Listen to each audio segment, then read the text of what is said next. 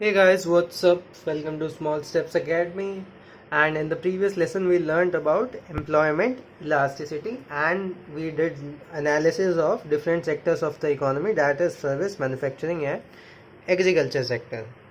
So, in this case, we are going to further analyze the sectors which we have already done.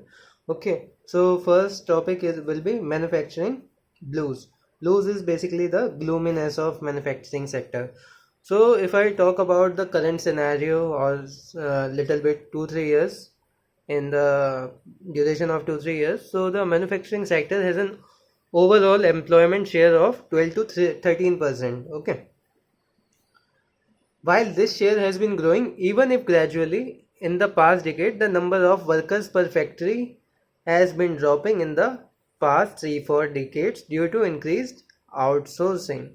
Okay, outsourcing is basically giving your known core work to some other agency which is specialized in it. Okay.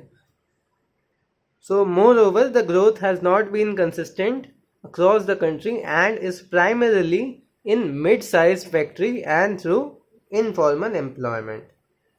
Informal employment. Okay. In the infrastructure and manufacturing sector, getting good talent at the leadership level, especially to handle profit and loss responsibility with requisite commercial skill, is not an easy task.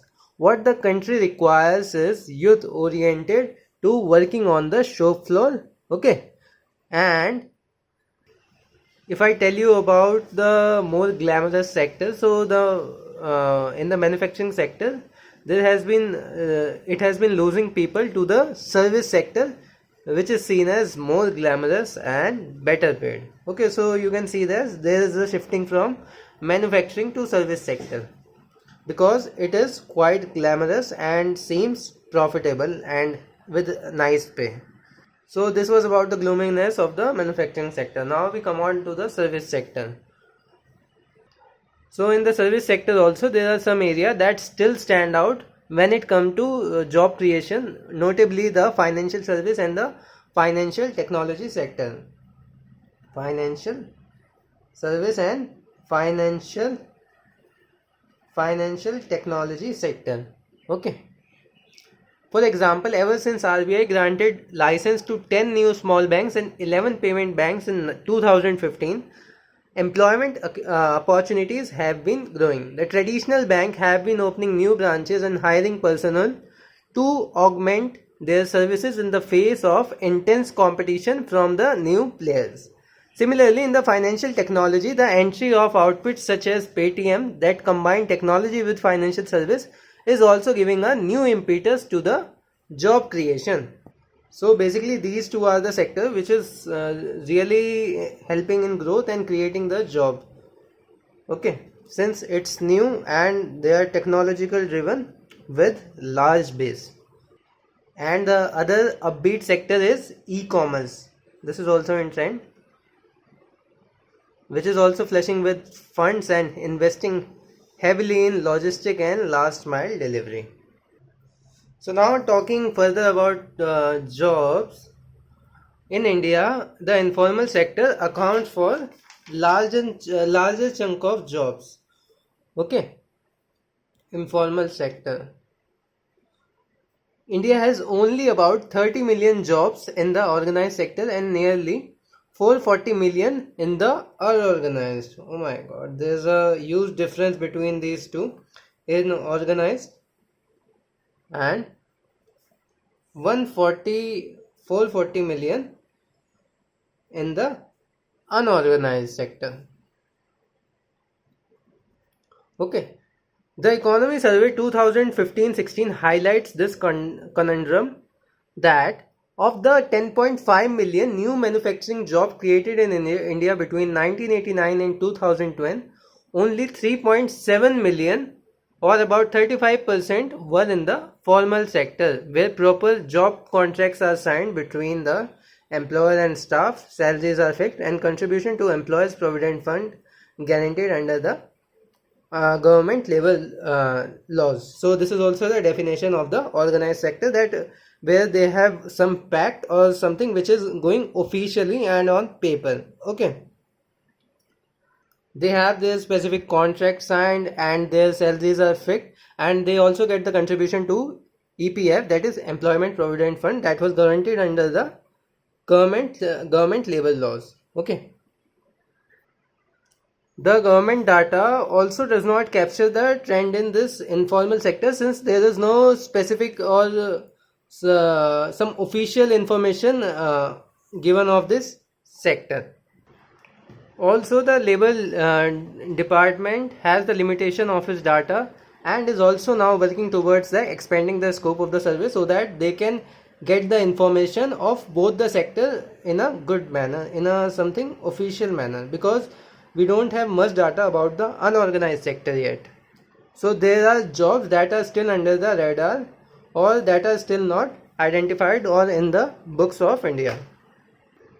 Now, if I talk about IT sector, okay, the traditional IT sector, it is experiencing a big change that will impact the job profile and opportunity. Automation, self-service portal, cost sharing are all dampener on job creation in the ITES segment. So customers are seeking more productivity and value addition in this. While this will require a higher level of skill, it will not result in more new job opportunities. The model of company going to engineering college to recruit staff is now changing. Disruptive technology such as social mobility, analytics and cloud are offering a new avenue of growth across the vertical of IT company. Okay, and if I talk about the recent innovation, that is artificial intelligence, okay, is another upcoming area. Position likely to be demand in coming years include data scientists, retail planners, product manager, and digital marketers. Okay, so these were the sectors which can be in eyes in some few years. It will be on peak. Okay. Also, in certain instances, the advent of the new technology will require more specialized skill set. For example, interactive voice response, that is IVR, can easily manage a BPO unit of 500 professionals now, but we still need technology professional to ensure the correct delivery of information through this IVR. Okay. The other interesting trend is the shift of ITS job to tier 2, tier 3 cities and rural areas. That is a trend that may owe to simple cost effectiveness, but which will require higher emphasis of interpersonal and communication skills. So, do we see hope in increasing the employment? So India is among the few countries in the world that has reason to be optimistic. This could be due to favorable structural growth story and presence of huge demographic dividend. Okay. However, even these assets can only be redeemed if the requisite skills and capability are skills and capability and the right kind of jobs are available. Okay. For all the turbulence, the significance of new economy enterprise should not be underestimated. This could be education, healthcare, and e-commerce, etc. Okay. More than half of the company that has raised money through IPOs in the equity market in 2015-16 were from these sectors only: education, health, e-commerce, and hospitality also. Okay, these were the basic sector which hospitality. Sorry. Okay, which raised money through IPO in the equity market or share market. Okay, and if you want to make video lectures on share market also, that how to invest, where to start from the beginning, okay, you can mention in the comment section. I can deliver lecture to that also, since I am an investor. I invest in share market, so I know a bit about share market, and I can teach you as a if you are a beginner in share market and want to invest in the share market. So you can mention in the comment section. Okay. So this gives a signal that there is a shift happening in the economic activity, that is new entrepreneurial energy is betting on the new area. Okay, and the traditional sectors such as power and steel have not raised much in fiscal year 2016. If I talk about the new economy, that how will it be, so it will be digital and technologically driven, and India is on the digital revolution since it is allowing technology and new sector to invent and bring the technology to our country. Also, if I talk about the governments, it has also seemed to have grasped this change, because if you see their new schemes, they are like Digital India, Skill India, Startup India, Make in India, which is all focusing on creating an ecosystem which will generate jobs. Earlier it was Manrega and Day Yojana and Jandan Yojana. Okay, so now it has also shifted its focus from this sector which is in much demand now.